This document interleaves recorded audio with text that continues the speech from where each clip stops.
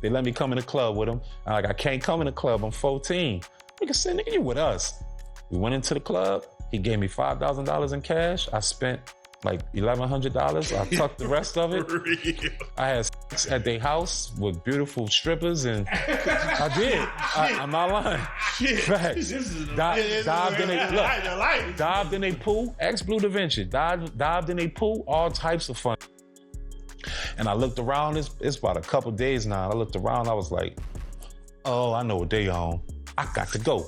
Right. So I was a party favor. What does that mean? I was a party favor. I was somebody you could take off the table. So you're telling me they set children? Children on a table. Like when you go to a birthday party and they have gift bags for everybody that comes that have candy and toys in them, yep. And they set them on the table. So you're telling me at the freak-off parties, mm-hmm.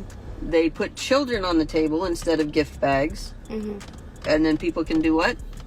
Take you off the table and have sex with you, even though it's against the rules to do certain. Man, every time you think we've heard it all about Diddy's wild past, another story pops out the woodwork. This time, Chopper, the dude who rode with Diddy in the early days, just came forward, dropping crazy details about them pool orgies, from who was there to how much Diddy really paid to keep those nights quiet. Chopper was just 14 when he first crossed paths with Diddy, and that BMF crew Diddy was tight with back then. Said he was out there hustling his little CDs on the corner, trying to make a name, when he spotted a whole lineup of luxurious whips parked across the street. Lamborghini, Rolls Royce, Ferrari, Porsche, the type that let you know money in the air.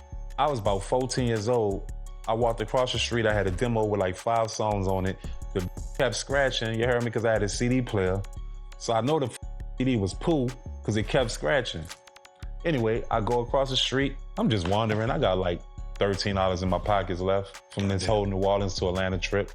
So I'm like hungry, right? So I go across the street. I see Lamborghinis and Porsches and Ferraris and all that shit. I'm like, yeah, about to listen. So Lil Dude shoots his shot, walks up bold, and asks Diddy's camp to check out his music. He admits those CDs was scratched up, barely playing, but he didn't care. He wanted to be heard. They told him to spit something on the spot, and he did. And when he finished, they ain't laughed, they clapped. Said the kid had real talent. So I go across the street, and I tap on the window. When I tap on the window, like, nigga, what you doing? I'm like, nigga, just want to hear my music. And then rolled the window down, and it was Meech. And he was like, let me hear, give it to me. And he put it in there. He said, man, this shit keeps skipping, man. He said, rap something. I just started rapping. He said, oh, this little cold, he country, but he cold. And like, yeah, nigga cold, you know, so Blue Da Vinci, all them boys was there, and basically. But what came next? That's the part that raised eyebrows. Chopper claims they slid him $5 grand cash and told him to come through for a pool party, said it'd be good for his career. But when he pulled up, it was no regular party, but a Diddy freak off with full-blown pool vibes. He said he tried to back out, told them he was only 14, still a kid, but they kept pushing, kept promising it was just industry fun. Next thing he knew, he's in the middle of some wild grown folk chaos that changed the whole direction of his life, something he'll admit to, wishing he could turn back the hands of time to act differently.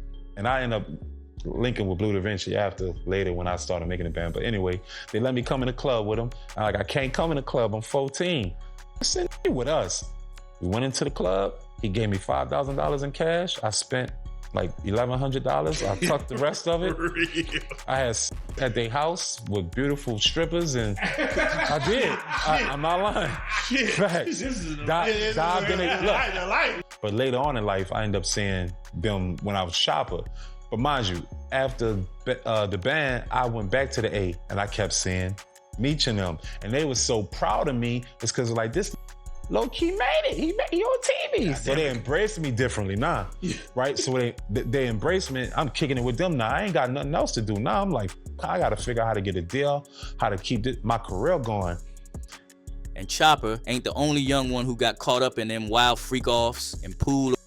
He's just the only one bold enough to talk about it. But now, another name starting to circle the block, Justin Bieber. Yeah, the same Justin the world watched grow up from a YouTube kid into a global superstar. Turns out, behind all that fame and flashing lights, there might have been something way darker going on, especially once Diddy stepped into the picture. See, word is, when Justin was just 13, Diddy had his eyes on him, invited him to hang out, said it was about mentorship, about helping the kid navigate the industry. Sounds innocent, right? But now, looking back, the whole setup feels different. Diddy was out here on camera bragging about having 48 hours alone with Justin, saying, "What we're doing, we can't disclose, but it's every 15-year-old's dream." So check this out, yo. Justin, you ever seen the movie 48 Hours? Right now, he's having 48 hours with Diddy, him and his boy. They're having the times of their lives, like, you know, where we hanging out and what we doing. We can't really disclose, but it's definitely a 15-year-old's dream. You know, I have been given custody of him. You know, he signed to Usher. I'm signed to Usher. I had legal guardianship of Usher when you know he did his first album. I did Usher's first album. I don't have legal guardianship of him, but for the next 48 hours, he's with me. So and we gonna go full crazy. We're going crazy. Crazy. That line aged bad, real bad, because when you look at all the mess surrounding Diddy now, his sentence, the freak-off stories, that clip don't sound like mentorship no more. It sounds like a man comfortable enough to say too much because nobody around him dared to question it. And it ain't just conspiracy talk either. There's old interviews, footage, everything. You can literally see Justin's body language around Diddy. Nervous smiles, tight shoulders, that I wanna leave kind of vibe. And another dude whose name keep popping up, Usher. Turns out, before Bieber ever met Diddy, Usher was already part of the same loop. He was just 13 when he stayed with Diddy in New York, called it Puffy Boot Camp. But when you listen to him talk about it now, the tone switches up quick. He said it was fun, but also curious, like he saw things a kid wasn't supposed to see. And I lived with Sean Puffy Combs for a year. That's the crazy thing. Now, that was L.A. Reid's idea, right? We're sending you New over York to City. something called Puffy Flavor Camp. There you go. To learn Flavor Camp. Yeah, Flavor that's what it Camp. was called. And you're going to go to Puff Daddy's. He's going In to the 90s, do you understand what that's like? Puffy's place was like just filled with chicks and like nonstop, right? No, not really. I Come mean, on. but hey, it was curious. I got a chance to see some things. Then he said the line that got everybody side-eyeing the whole situation. I wouldn't let my kids go through what I went through at Puffy Camp. Would you ever send your kid to Puffy Camp? Hell no. See? That one sentence told on everything without saying too much. Because why say that unless what went down behind those doors wasn't meant for kids? Why mention camp like it was some twisted initiation? Folks been piecing it together. The same pattern, type of environment, just different faces over the years. And here's the twist. It was Usher who allegedly introduced Bieber to Diddy. First time you met Justin Bieber, this kid comes up to you. He's not Justin Bieber yet. He's just some kid. And he says, "I want to sing for you." It was at the studio of Jermaine Dupri's. I said, you know, why don't you set up a meeting between me and your manager? I'd love to meet with you and do this in a formal setting. I'm late for an appointment with Jermaine Dupri, Right. and I don't want to keep him waiting. Let's just do this the right way. And then you have him come to audition for you, right? Actually, there were a few people. My wife at the time. Right. It also was Perry Reed, L.A. Reid's first wife. So you were all sitting in a room We were somewhere. in a room. Yeah. And I showed her the video. And Perry says, "Are you crazy?"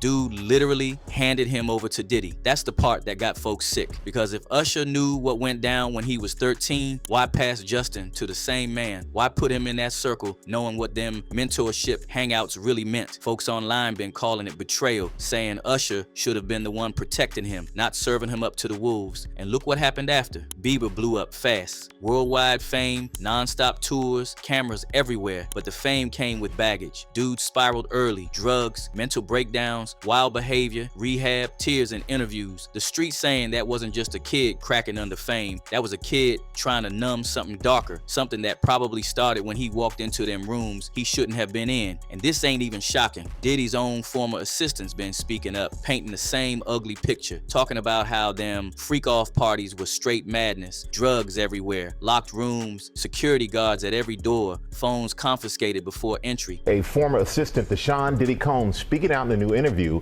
with new allegations about wild parties and use. Eva Pilgrim is here with the story. We usually had a laundry list of items that included lights, alcohol, marijuana, ketamine, Molly.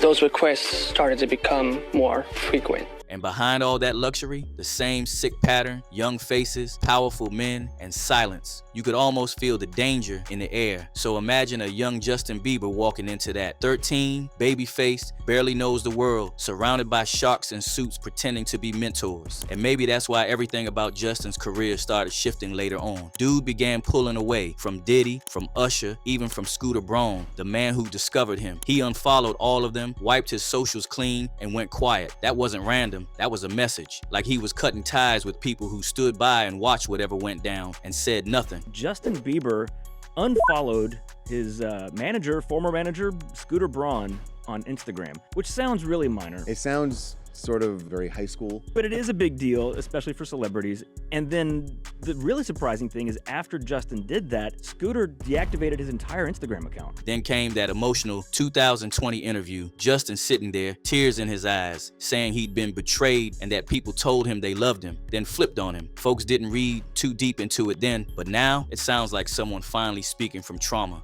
It was hard for me being that young and being in the industry and not knowing where to turn, and everyone, telling me they love me and, just turn their back on you in a second. He even said he wanted to protect Billie Eilish from the same industry. And the way he said it, man, that didn't sound like regular advice, but a warning. And Justin ain't the only one still healing. One of the loudest voices out here calling out Diddy and them freak-offs is Allie Carter. She been yelling it for years, long before the lawsuit started popping. People used to clown her, call her delusional, chasing clout, but now that everything's surfacing, her story ain't sounding so crazy no more. Allie said straight up, she was used as a party favor at Diddy's events while she was still underage.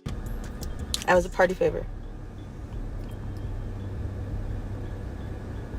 What does that mean? I was a party favor. I was somebody you could take off the table. So you're telling me they set children? Children on a table. Like when you go to a birthday party and they have gift bags for everybody that comes that have candy and toys in them, Yep. and they set them on the table. So you're telling me at the freak-off parties, they put children on the table instead of gift bags, and then people can do what? Take you off the table and have you, even though it's against the rules to do certain. Said the stuff she saw would scar a grown man, let alone a teenager. She talked about being drugged, essayed, and emotionally destroyed, and you can hear it in her voice. She's not just talking for attention, but someone who's been broken, like someone who had their innocence stolen and never got it back. And if even half of what Allie says is true, then this whole freak-off scene wasn't just about adult wildness, it was about ruining young lives, taking kids with dreams and twisting them into silence. You start connecting dots, Chopper at 14, Usher at 13, Bieber barely 15, all walking into the same circle, around the same man in the same kind of rooms. It's like a cycle that never stops. And now that the truth's starting to leak, people finally asking the real questions. Who was protecting these kids? Who was looking out for them when the doors closed and the cameras cut off? Because if the industry knew and stayed quiet, then the silence is just as dirty as the act. Drop your thoughts in the comments and click on this next video. It's just as crazy.